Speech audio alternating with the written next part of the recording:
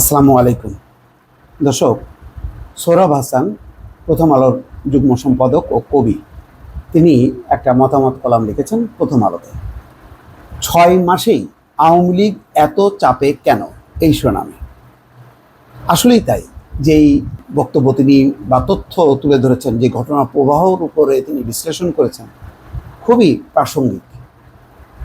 যে আওয়ামী লীগ এত নির্ভর ছিল, একেবারে বলতে গেলে বিএনপি বিহীন, প্রতিদ্বন্দ্বিতাবিহীন, একেবারে নিরঙ্কুশ, সেই তারা দলীয়ভাবে আর স্বতন্ত্রভাবে যেভাবেই হোক না কেন আওয়ামী লীগ 3 ভাগে বিভক্ত হয়ে নির্বাচন করেছে, এটা সবাই জানে। ট্রাক প্রতীক, লাঙ্গল প্রতীক, নৌকা প্রতীক।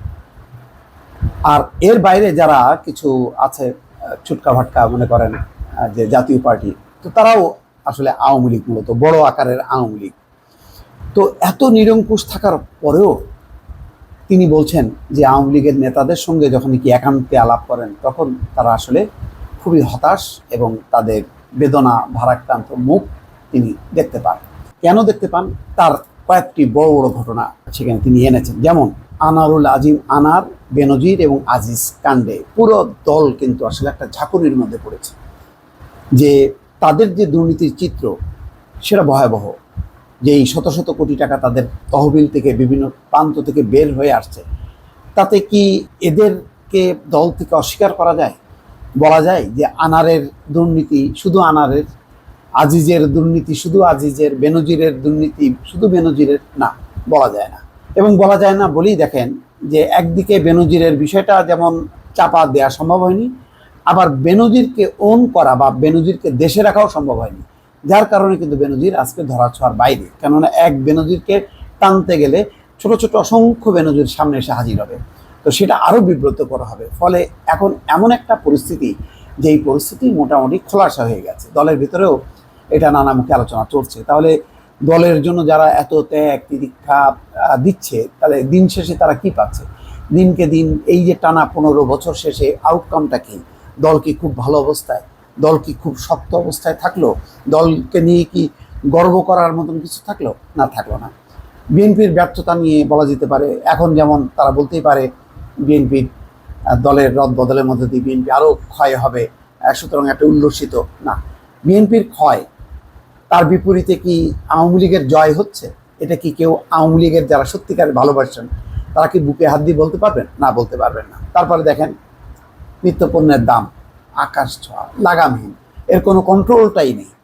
এটাও কি দলের জন্য খুব স্বস্তিকর? না। কেন, দল যারা করেন, আওয়ামী লীগ যারা ভালোবাসেন, শুধু তো আওয়ামী লীগের মুষ্টিমেয় যারা সুবিধাভোগী শুধু তারাই না, তাদের প্রতি নিবেদিত অসংখ্য নেতাকর্মী আছে সারা বাংলাদেশে, যারা সত্যিকার অর্থে অন্তর দিয়ে আওয়ামী লীগকে ভালোবাসে। তো তারা যখন নাকি দারিদ্র্যের কাছাকাছি, যখন দ্রব্যমূল্যের এই ধরুন উল্লম্ফনে, যখন নাকি নাজেহাল অবস্থা, তখন তো তাদেরও ভালো লাগে না। তখন তাদের ভিতর থেকে প্রশ্ন আসে যে আমার দল কোথায়, আমার সরকারের এই অবস্থাটা কেন? আজকে তো সংহত থাকার অবস্থা, তো এই অবস্থায় কেন? এটারও কোনো কিন্তু জবাব নেই। তারপরে বড় আকারে তারা প্রতিনিয়ত দেখছে যে খেলাপি ঋণ বেড়েই চলছে। আর খেলাপি ঋণ কারা? এটা কি সাধারণ মানুষ? এটা কি আওয়ামী লীগের সাধারণ নেতা কর্মীদের ঋণ? না, এটা হচ্ছে বড় বড় ঋণ খেলাপি এবং এমন সব বড় বড় সব হোমরা চোমরা মাফিয়ারা, যারা ক্ষমতার চারপাশে ঘুরছে, অথচ তাদেরকে নিয়ন্ত্রণ করা যাচ্ছে না। আর তাদের কারণেই ঋণ খেলাপি বাড়ছে। বৈদেশিক মুদ্রা রিজার্ভ না, বাড়ছে না, এবং একটা সংকটে আছে। এই সংকটের কারণে মূল্যস্ফীতির কারণেই দ্রব্যমূল্যের দাম বেশি। তাহলে কবে এটা কন্ট্রোলে আসবে? কোনো লক্ষণ আছে? সেই লক্ষণও কিন্তু নেই। প্রবাসী আয় কি বাড়ছে? বাড়ছে না, বরং দিনকে দিন ঝাঁকুনি খাচ্ছে। যে রপ্তানি আয়, সেটাও কিন্তু কমে যাচ্ছে।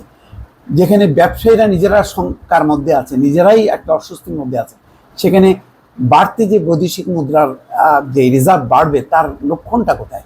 লক্ষণ তো নেই।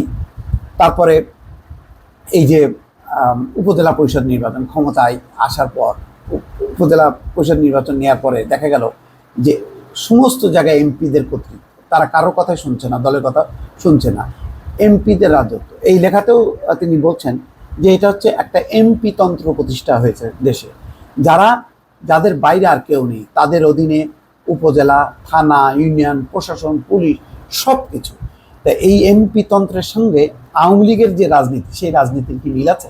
মিল নেই। মার্কিন যুক্তরাষ্ট্রের সাথে কি সম্পর্ক স্বাভাবিক হলো? খুব একটা মনে করা যায় যে নির্বাচন আগে তারা অনেক চাপ দিয়েছিল, এখন চাপ নেই, কিন্তু কি হলো, ডোনাল্ড লু সম্পর্ক স্বাভাবিক করতে এসে তারা আজিজের উপরে স্যাংশন দিয়ে বসলো। ডোনাল্ড লু সফর শেষ করে মার্কিন যুক্তরাষ্ট্রে গেল, তারপরেই চলে আসলো জেনারেল আজিজের উপর নিষেধাজ্ঞা। এই ঘটনা কি প্রমাণ করে যে বাংলাদেশের সাথে যুক্তরাষ্ট্রের সম্পর্ক এগুচ্ছে? না, এগুচ্ছে না। তার মানে হচ্ছে অনেকগুলো প্রশ্ন আছে, যে প্রশ্নের কিন্তু মীমাংসা হচ্ছে না এবং সংকটের কিন্তু সমাধান হচ্ছে না। তো সব মিলিয়ে কিন্তু যে পরিস্থিতি এখন, যে দল এখন কোন দিকে যাবে, সরকার কিভাবে চলবে এবং সব কিছু নিয়ন্ত্রণে রাখা যাবে কিনা, মানুষকে উদ্বুদ্ধ করার মতন এমন কোনো কর্মসূচি আছে কিনা, এমন কোনো পরিকল্পনা আছে কিনা সাধারণ মানুষ বুঝবে যে না, এই আওয়ামী লীগের উপরেই আমি ভরসা করতে পারি, তেমন কিছু আছে কি উপাদান? আওয়ামী লীগের নেতাকর্মীরা কিন্তু সাধারণভাবে খুঁজে পাচ্ছে না। দর্শক, ভালো থাকবেন। আল্লাহ হাফেজ।